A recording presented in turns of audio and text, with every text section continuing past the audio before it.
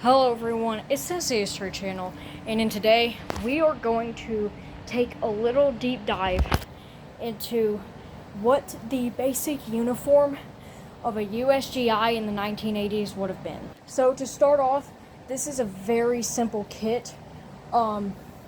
Usually this is a kit from 1983 to 1989. So let's go ahead and get started. I will be saying the price of most of this stuff. So to start off, let's talk about the Alice webbing system. You have the two ammunition pouches, two canteens, and the Anglehead flashlight, and either the Alice butt sack or the M56 or M61 buck sack. You would also have the compass pouch, Alice straps, and M17 gas mask bag. Let's go ahead and give it the cost of everything. So for the Alice pouches, do not buy these off of online websites. The best place to find them is flea markets or a surplus store. Both of these at a flea market are worth around $2. Same goes for the canteen pouches. The canteens, they're a little bit, the actual canteens are a bit more expensive. I'd say $10 each. But yeah. Then the M56 butt sacks, these genuinely go for around $25 at military shows.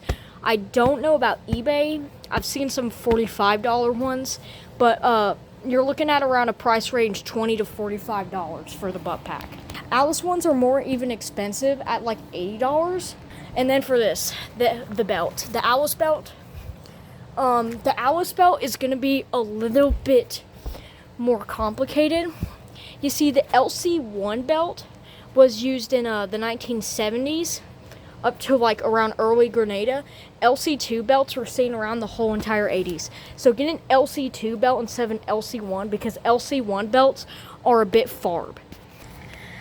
And also the LC belts are going to be around $5.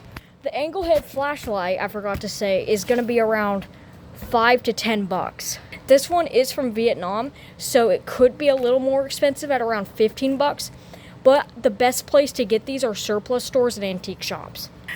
And for the Alice suspenders, a tip is for more historical accuracy is to take some electric tape or any tape you like, duct tape, and roll up the thing since it was common for soldiers to do.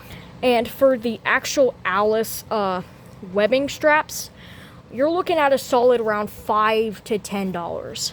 I wouldn't pay more than $15 for these. And then for the Alice, like the first aid compass pouch, these are going to be around $5 to $2. If it's over $5, do not worth getting it. This one I got at the flea market for $3.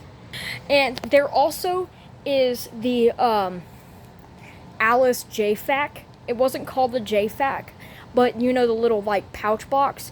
Those could be replacement of the butt pack. I don't have one, but those usually go around $10. And for the shovels, around the same price as the pouches.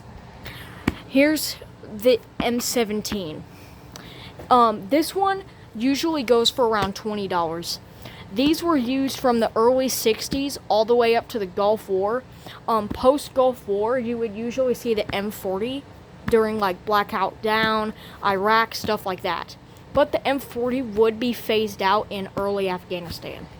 And finally, for our last piece of equipment, like actual gear, is the actual helmet, the PASGT, also known as the PASGT helmet. Originals are $50 to $100. But reproductions, you can find some on Amazon with a little bit of farbness, like the helmet chin straps, but you can paint those green to look better.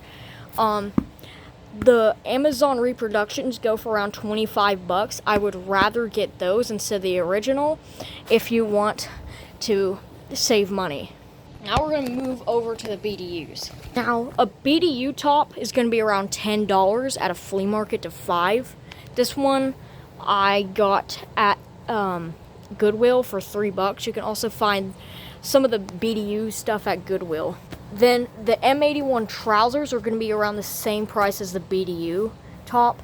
And then for the trouser belt, you're going to look at around $5 to $10. And some Panama Sole Jungle Boots. These are dated 87 originals. You're looking at around $45. Luckily, I was able to get my hands on these at Goodwill for around $10.